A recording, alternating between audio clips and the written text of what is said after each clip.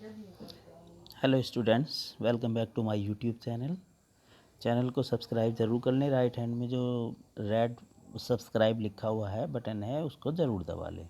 Okay, ये class 9th का और 10th में भी पूछे जाते हैं रस। ये 9, 10, 11, 12 सभी में आते हैं। रस की परिभाषा है जब हम किसी कहानी, कविता, नाटक, उपन्यास, गीत आदि को पढ़ते, देखते या सुनते हैं तब पाठक, दर्शक या श्रोता को जिस सुख, दुख एवं आनंद की अनुभूति होती है उसे रस कहते हैं। ओके, रस के 4 अंग होते हैं। स्थायी भाव, नंबर 2 विभाव, नंबर 3 अनुभाव और नंबर 4 संचारी भाव। नंबर 1 स्थायी भाव है जो भाव मानव के हृदय में हर समय सुप्त अवस्था में विद्यमान रहते हैं और अनुकूल अवसर पाते ही स्वयं जागृत हो जाते हैं, उन्हें स्थायी भाव कहते हैं।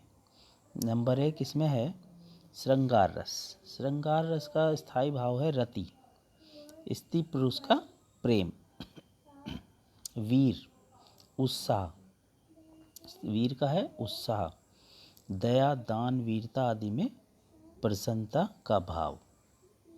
फिर हास्य रस, इसका है भाव हास्य। करुण रस, करुण रस का है शोक। रौद्र रस, रौद्र रस का है भाव स्थायी भाव क्रोध। भयानक रस, इसका भय। विभस, इसका है जुगुप्सा, घिनौने पदार्थ को देखकर ग्लानि। अद्भुत, इसका है विस्मय, अनोखी वस्तु को देखकर आश्चर्य का भाव। और शांत, इसका है निर्वेद, संसार के प्रति उदासीनता का भाव। शांत। नंबर 10 है वात्सल्य, स्नेह, संतान के प्रति माता पिता का स्नेह। भक्ति, भक्ति रस में रति, ईश्वर के प्रति प्रेम। नंबर 2 है विभाव, जिन कारणों से मन में स्थित सुप्त स्थायी भाव जागृत होते हैं उन्हें विभाव कहते हैं। विभाव के 2 भेद हैं, मतलब विभाव 2 प्रकार का होता है। नंबर 1 आलंबन विभाव और नंबर 2 उद्दीपन विभाव। नंबर 3 था अनुभाव, मन में आने वाली स्थायी भाव के कारण मनुष्य में कुछ शारीरिक चेष्टाएं उत्पन्न होती हैं, वे अनुभाव कहलाती हैं। जैसे शेर को देखकर भाग जाना, पेड़ पर चढ़ जाना या बचाव के लिए जोर जोर से चिल्लाना। इस प्रकार की बाह्य चेष्टाओं से दूसरों को भी पता चल जाता है कि उसके मन में अमुख भाव जागृत हो रहा है। नंबर 4 है संचारी भाव, आश्रय के मन में उठने वाले अस्थिर मनोविकारों को संचारी भाव कहते हैं।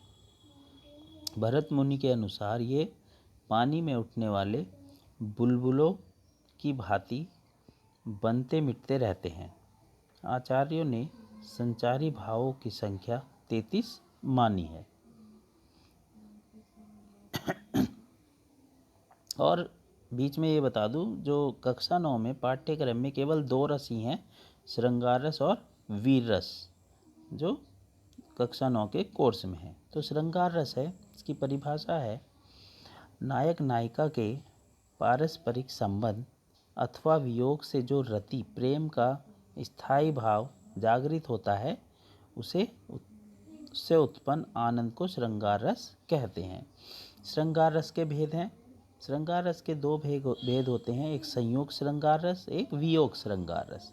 संयोग कहते हैं मिलने को और वियोग कहते हैं बिछड़ने को। ओके, तो संयोग श्रृंगार रस नंबर 1, जहाँ पर नायक नायिका के मिलन का चित्रण होता है, वहाँ संयोग श्रृंगार रस होता है। उदाहरण, बसो मेरे नैनन में नंदलाल, मोर मुकुट मकराकृत कुंडल, अरुण तिलक दिए भाल। इसका ही उदाहरण दूसरा है वर जीते सर मैन के ऐसे देखे मैन नैन, हरिणी के नैनन ते हरिणी के ऐनन। नंबर 2 है संयोग श्रृंगार रस, जहाँ नायक नायिका के विरह का वर्णन होता है।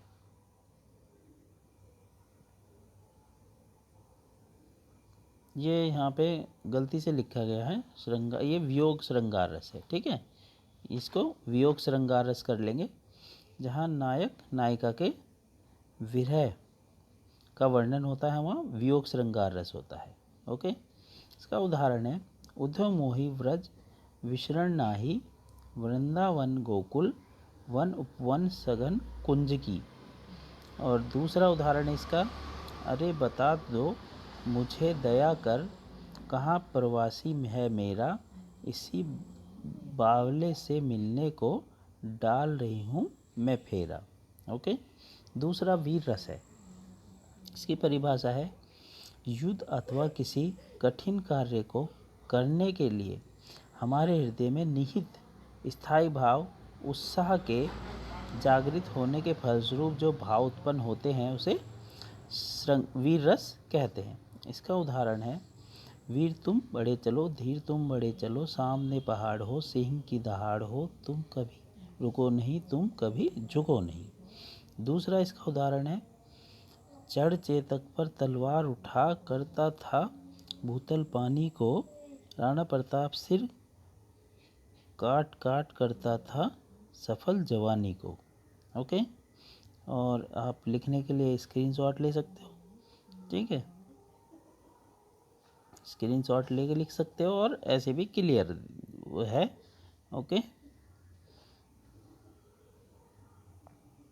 और चैनल को सब्सक्राइब ज़रूर कर लें, चैनल को सब्सक्राइब ज़रूर कर लें। Thank you.